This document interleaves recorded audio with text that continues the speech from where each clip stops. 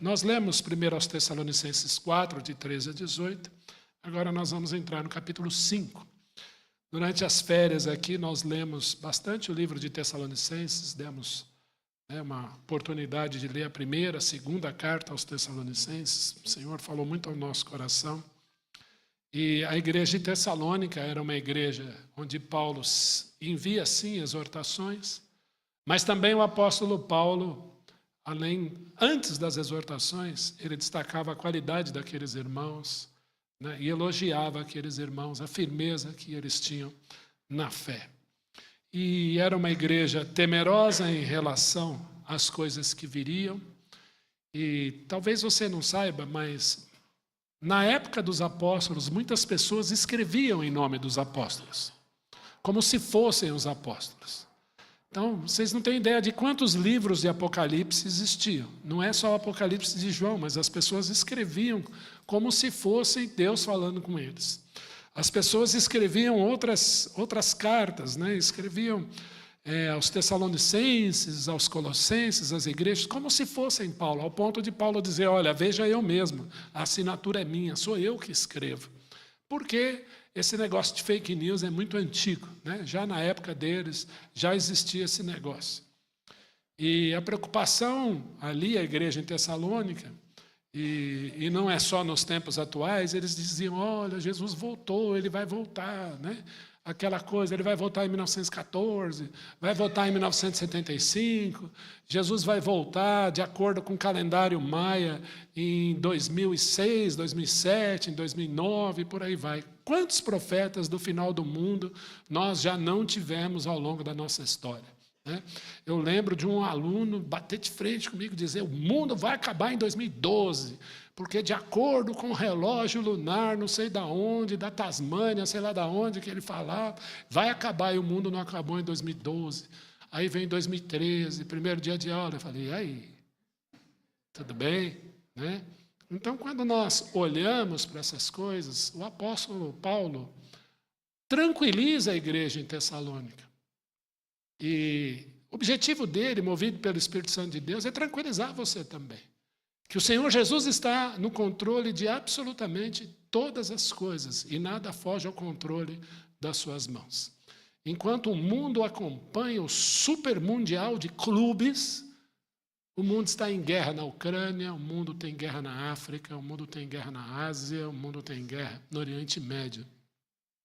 E aí, então, de repente, ações daqui, de lá, agora Estados Unidos entra na guerra. Não, nós fizemos apenas um bombardeio pontual que vai garantir a paz. E aí nós lemos lá em Romanos, desconheceram o caminho da paz.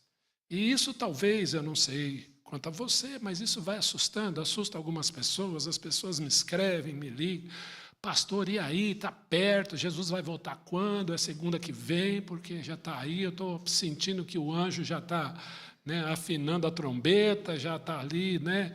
E como é que fica esse negócio? E nós lemos então aqui, 1 Tessalonicenses 4:13, para nós não nos inquietarmos, né? Para nós não sermos ignorantes com respeito aos que dormem. Quem são os que dormem? Os que morreram em Cristo. E também nos demais que não têm esperança. E aí toda uma promessa que, dada a palavra de ordem, ouvida a voz do arcanjo, os mortos em Cristo ressuscitarão primeiro, depois nós, os vivos, juntamente com eles, seremos harpazo, quer dizer, arrancados juntamente com eles para o encontro do Senhor nos ares.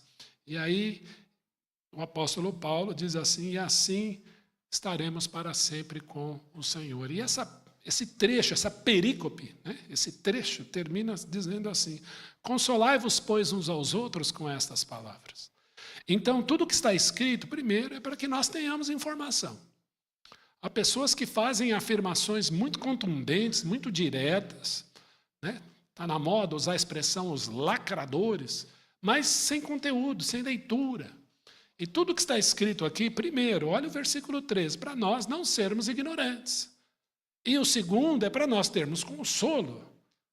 Por quê? Porque há pessoas que não têm esperança. Então o texto termina dizendo, consolai-vos, pois, uns aos outros, com estas palavras que nos consolam, palavras que nos abençoam.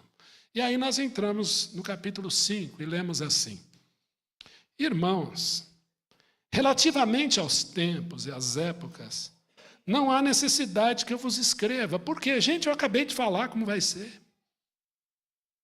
E quando nós entramos em 2 aos Tessalonicenses, o apóstolo Paulo fala novamente, não há necessidade, mas ele sentiu a necessidade de escrever, e escreveu tudo de novo no capítulo 2.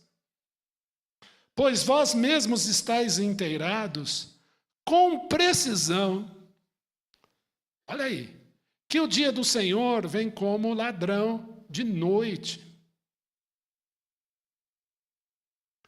Mas naquela época já existia ladrão, pastor? Já. Eu não sei se tentaram roubar o celular de Paulo, mas tinha ladrão.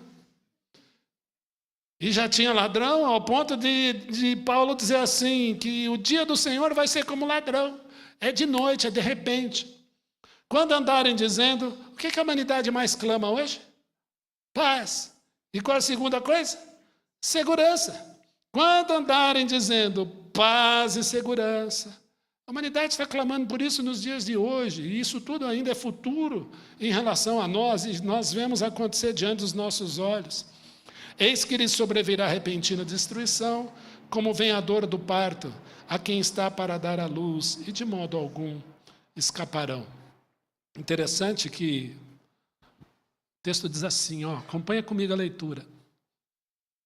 Quando andarem dizendo paz e segurança, eis que nos sobrevirá, é isso que está escrito aí? Lhes sobrevirá repentina destruição, como vem as dores de parto a que está para dar à luz, e de modo algum escaparão. E tudo na Bíblia tem um mas, né? Esses mas de Deus são muito bonitos. Mas Deus, sendo rico em misericórdia, por causa do grande amor com que nos amou. Não é isso? Tem sempre um mas. Olha aí. Mas vós, irmãos, não estáis em trevas, não estáis em trevas, para que esse dia, como ladrão, vos apanhe de surpresa.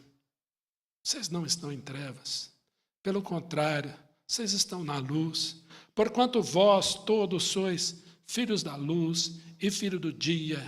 Nós não somos da noite, nem das trevas. Pastor, eu sou uma pessoa notíva, eu gosto de aproveitar a noite para dormir, eu sou da noite, isso é pecado? Não, eu também sou, gente. A minha esposa é do dia, ela acorda às 5 da manhã, feliz, cantando, eu fico assim, respeito o meu mau humor matinal, né? Alguns são ao contrário, né? Alguns à noite sentem sono, né, André? Alguns sentem sono à noite, e outros ficam despertos à noite. Mas o texto está dizendo aqui que nós somos filhos do dia, né? Uma metáfora para dizer aqui que nós não somos das trevas, mas nós somos da luz. Nós pertencemos à luz. Porque à noite, infelizmente, é que as coisas acontecem. É nas madrugadas que muitas coisas ruins acontecem. Mas nós somos filhos da luz, somos filhos do dia.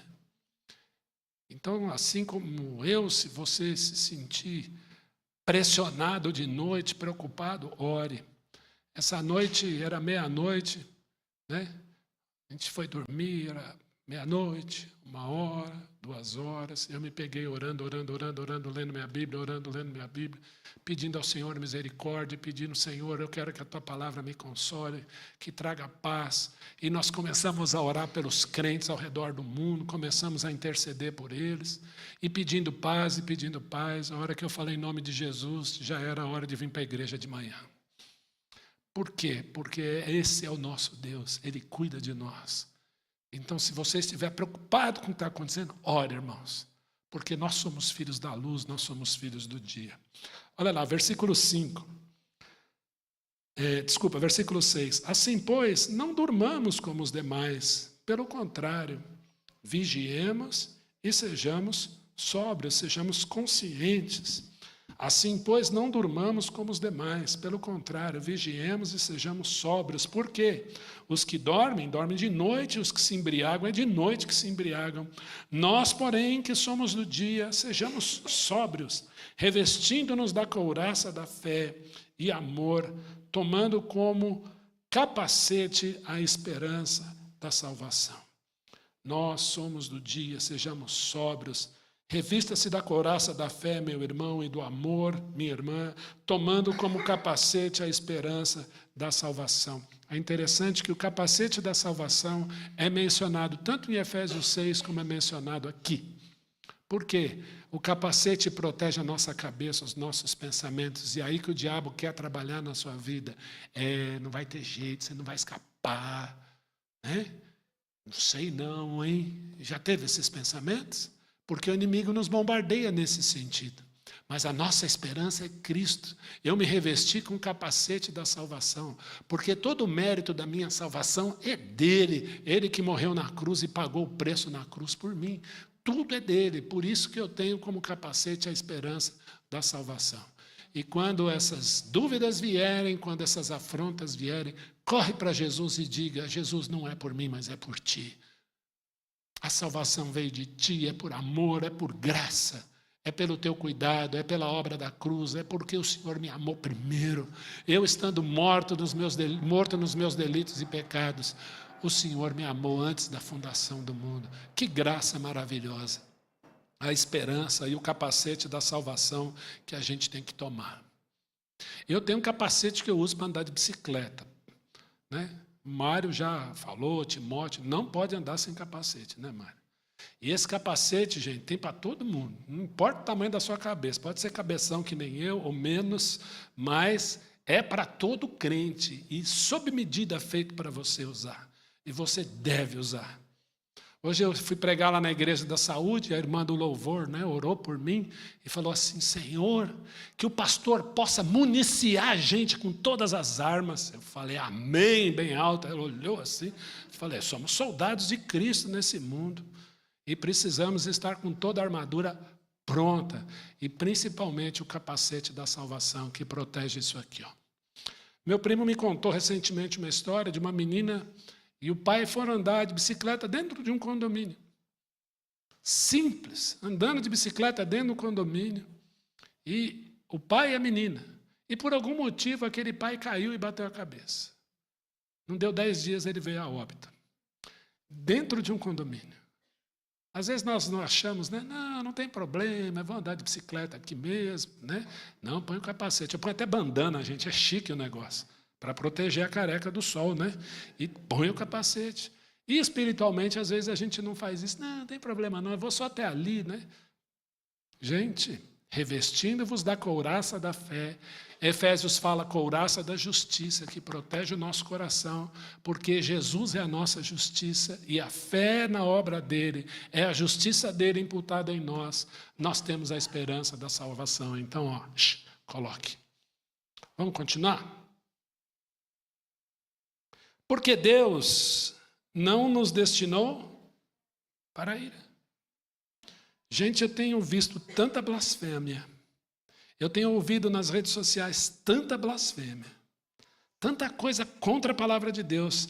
Tanta coisa contra o que Deus diz. E a Bíblia diz que Deus não nos destinou para a ira, porque a ira virá. A justiça de Deus se manifestará a esse mundo.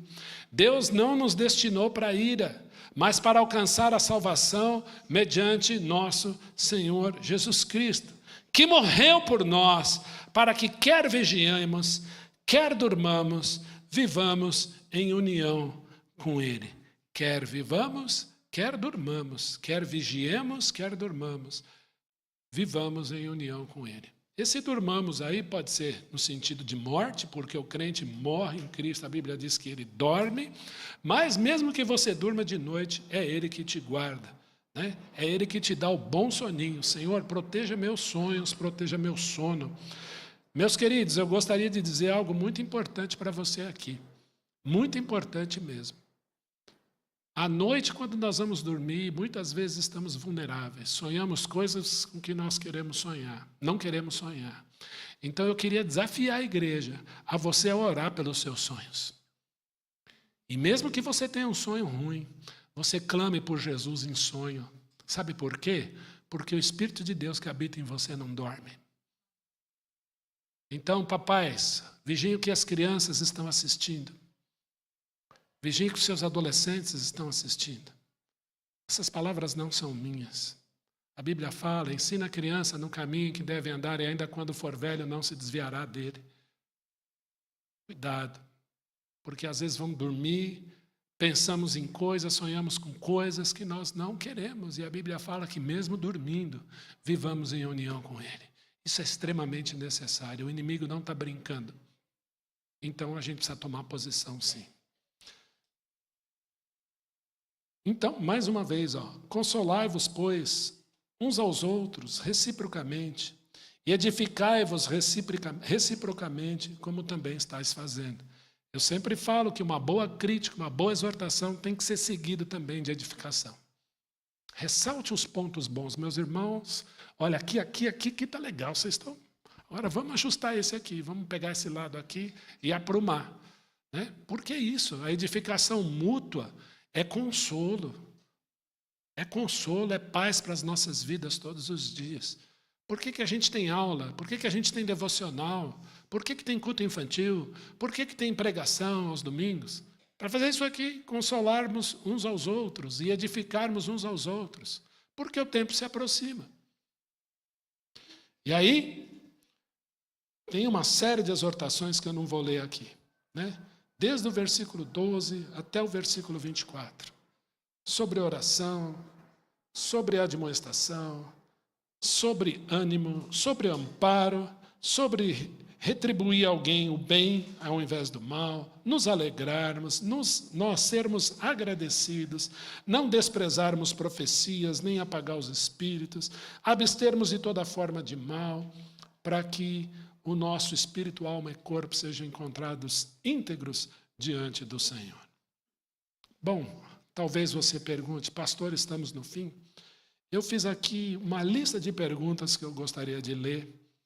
E eu quero pedir que você preste atenção, porque essas perguntas talvez comecem nos contextualizando contra o mundo.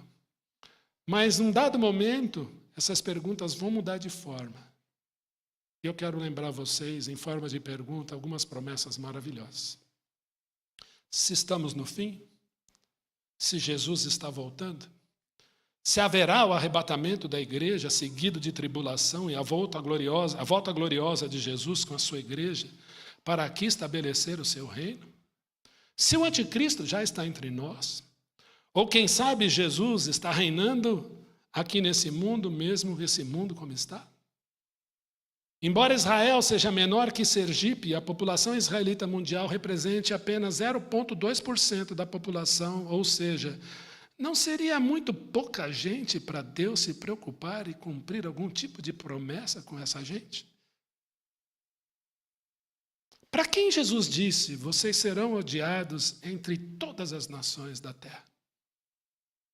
Se estamos no fim, nações continuam a se levantar contra nações e reino contra reinos. Temos ouvido falar em guerras e rumores de guerras. Vivemos pestilências, e pandemias. Tem aparecido falsos messias ou falsos cristos e recentemente enganado a muitos. Tem aparecido falsos profetas e igualmente enganado a muitos. As pessoas têm traído, odiado e escandalizado a muitos. A iniquidade tem se multiplicado. As pessoas têm escolhido agradar a Deus ao invés de agradar a si mesmas? Ou as pessoas preferem agradar a si mesmas ao invés de agradar a Deus? O amor tem se esfriado cada vez mais de quase todos? Respondo honestamente essa primeira parte a todas essas perguntas. E aí então, enquanto eu orava, eu fui pedindo ao Senhor me lembrar as promessas dele. Porque tudo isso aqui, embora alguns dessas perguntas, dessas coisas que eu citei, serem futuro, elas já acontecem. Agora, preste atenção nas próximas perguntas. Ele me deu a vida eterna? Suas promessas têm se cumprido diante dos nossos olhos? Ele continua comigo todos os dias, até a consumação do século? Temos tido aflições, porém, ele de fato venceu o mundo. O amor de Deus continua em Cristo Jesus hoje. E nem a morte, nem a vida, nem anjos, nem principados, nem coisas do presente, nem do porvir, nem poderes, nem altura, nem profundidade, nem qualquer outra criatura pode me separar do seu amor hoje. Ele me conduzirá a salvo ao seu reino celestial e me guardará de todo mal. Ele tem cuidado de mim quando eu lanço sobre ele toda a minha ansiedade. Sua paz que excede todo entendimento, guarda minha mente e o meu coração hoje.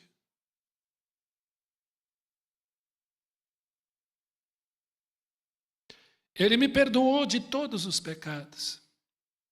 E ao confessar os meus pecados, ele leva para longe, porque já pagou por todos hoje. Ele tem me deixado sozinho. Amém? Ou caminha comigo? Está de pé, Hebreus 13, 5. Nunca te deixarei, nunca jamais te abandonarei, ainda que você não perceba isso como os discípulos no caminho de Emaús, como vimos na semana passada. Jesus estava no meio deles e eles não atinaram que Jesus estava com eles. Ele tem suprido em Cristo Jesus cada uma das minhas necessidades. Tem sustentado minha casa, meu lar. Tem me alimentado, tem me dado roupa, comida, teto sobre a minha cabeça. Nós oramos aqui pelo Monas, o Monas arrumou um emprego. Nós oramos aqui pelo Vinícius, também arrumou um emprego. E vai trabalhar perto do Monas. Vamos orar por esses almoços. Ele se interessa por mim de forma incondicional, embora muitas vezes eu queira fazer tudo do meu jeito. E não me interesse tanto assim por ele e pelas coisas dele. Eu vou repetir. Ele se interessa por mim, pelas minhas questões, pelas minhas causas, pelos meus sentimentos. Embora muitas vezes eu queira fazer tudo do meu jeito. E não me interesse tanto assim por ele ou pelas coisas dele. O Senhor enviou o seu Santo Espírito para nos consolar. Ele enviou o seu Santo Espírito para nos habitar. Ele enviou o seu Santo Espírito para advogar em você e em mim a obra da cruz, ao ponto de interceder por mim e por você, com gemidos inexprimíveis. Tem sido o Senhor paciente, conforme está em 2 de Pedro 3, paciente, longânimo, para que pessoas se arrependam e creiam nele. Hoje, guardará o Senhor o teu e o meu depósito até aquele dia.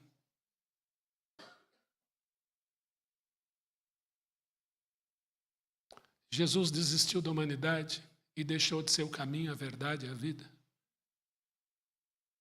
Todas as suas promessas estão de pé. Meus queridos, olha para o cenário aí e alegre-se. Alegre-se. Você não vai sair para o trabalho amanhã cedo sozinho. Ele vai estar com você. Você não vai entrar naquele escritório sozinho. Jesus estará lá com você, como no caminho de Emaús com os discípulos. Você não vai entrar naquele avião sozinho. Jesus vai estar lá. Naquele ônibus sozinho, nem no metrô, que vai estar lotado, mas tem espacinho para Jesus lá. Quem sabe não vem um vagão vazio. Eu lembro que vinha ser um, né? Só para servir aquela estação, era uma benção. Ficava feliz, sentado. Só que eu estou chegando numa fase que já querem dar lugar para mim. Eu acho uma bênção, eu aceito. Jesus me ergue e sergue junto a mim. Todos os dias, Ele prometeu. Todos os dias está com você. Você não está sozinho. Então esse cenário mundial pode assustar. E assusta mesmo, mas ore. Ele prometeu te levar a salvo. Ele não te destinou para a ira, mas para Ele, para louvor da sua glória.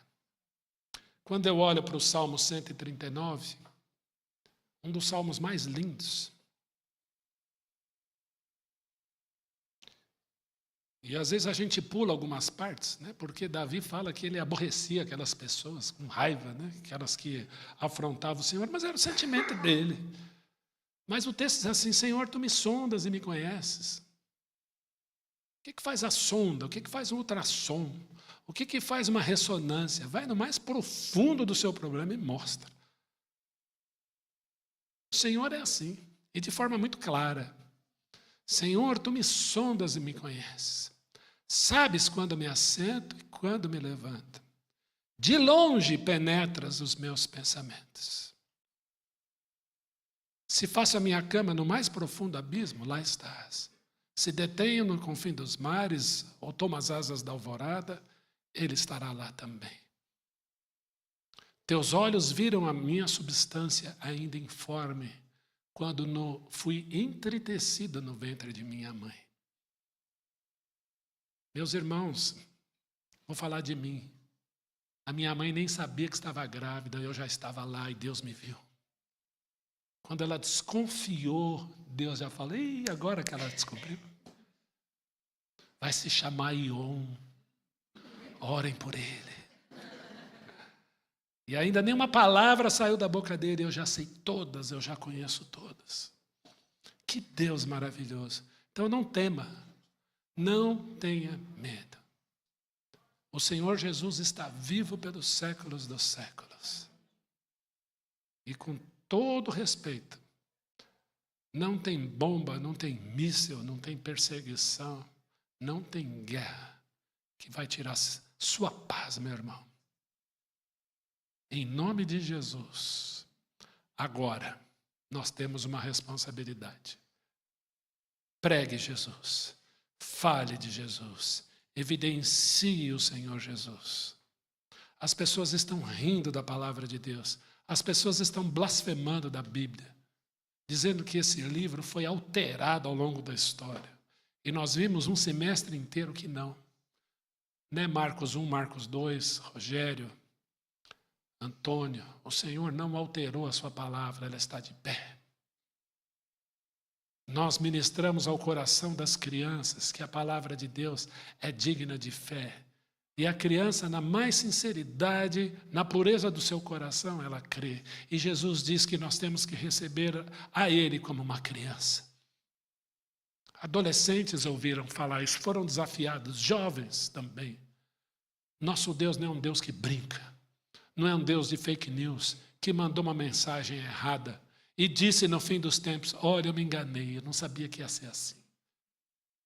Nada pega o meu Jesus de surpresa. Então viva por meio dele, para ele, testemunhe quem ele é na tua vida, porque em nenhum momento ele te abandonou. Alguns anos atrás, eu termino com essa história. Eu fui visitar uma senhora no hospital, AC Camargo, famoso Hospital do Câncer. Hoje está muito bonito, está humanizado, está show de bola, é um hotel, né? Ficou bonito a AC Camargo. E aí fui lá visitar aquela irmã. Quem me pediu a visita foi a irmã Zelinda, que já mora com Jesus. Ela falou: Ião, eu tenho uma amiga crente, ela está assim no hospital, você pode fazer uma visita? Eu fui. Cheguei no hospital, eu fui recebido por um sorriso tão grande, tão lindo. Fui recebido por um sorriso muito bonito. E aí então, aquela irmã disse assim: tudo bem, pastor? Eu falei: tudo bem. E eu disse: irmã, o que você gostaria de pedir? Ela disse para mim assim: eu gostaria de pedir duas coisas. A primeira é para ser curada. A segunda, eu quero a mesma fé que Deus me deu para ser curada, para Ele me levar. Tem certeza, irmã? Sim, eu quero que o pastor ore pelas duas coisas. Aí eu orei. Acabou a oração, ela muito feliz, com um sorriso bonito, disse para mim: o irmão gosta de cantar? Eu falei: gosto. Vamos cantar o Salmo 139? E aí nós cantamos aquele Salmo 139 que o Ágape cantou aqui. Senhor, tu me sondas e me conheces. Foi muito bonito. E aí eu fiz lá já um descante, e ela foi com aquela voz, embora já frágil, totalmente afinada, bonita. E ela disse: eu estou pronta. Queridos, independente do que vier, diga para Jesus: eu estou pronto. Se você não estiver, cuide para que esteja. O Senhor está às portas. Mas Ele me conduzirá salvo ao seu reino celestial. E eu gostei que enquanto eu fui fazendo as perguntas, vocês foram, sim, não, é isso mesmo. Porque o Senhor cuida de nós. Amém?